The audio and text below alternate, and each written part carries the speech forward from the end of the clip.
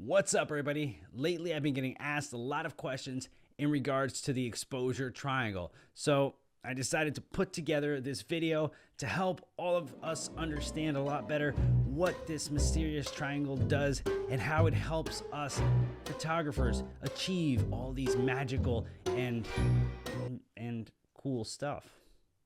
Yeah. So if you guys are ready, let's go.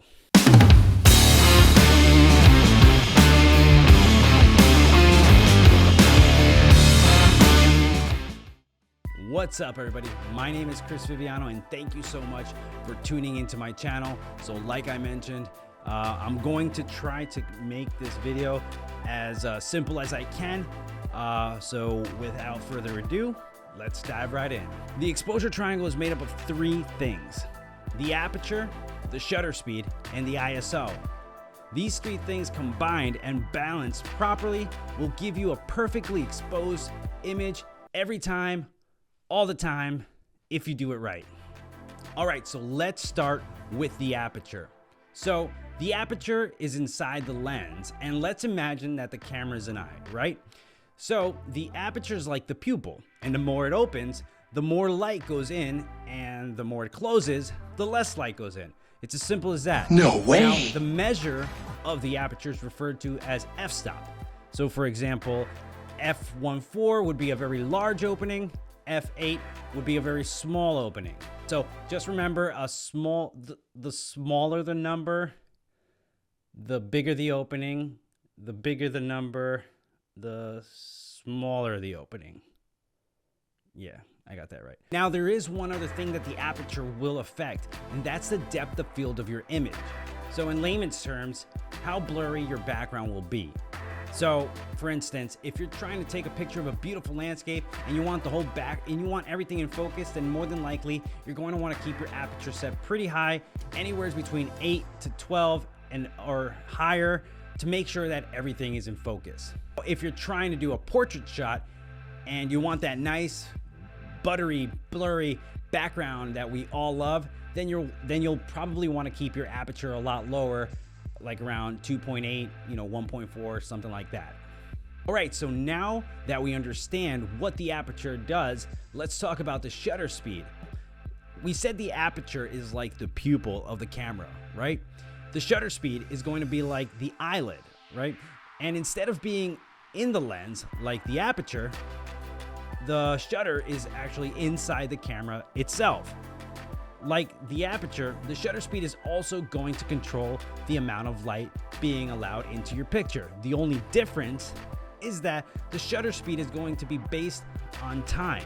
To make it a little easier, if you set your shutter speed to a fast time, like 1/4000th of a second, that will freeze your image in place. Nothing's gonna move. It's gonna be perfectly crisp and in focus. Whereas if you set your shutter speed to 30 seconds or a minute even, that's going to be a very slow shutter speed, and the shutter is going to remain open during that entire time, thus giving you a blurry subject. Now, I'm not saying that that's a bad thing all the time, because it's not. A long shutter speed is used for many things in photography, not only to accomplish the proper exposure, but to also create some cool effects.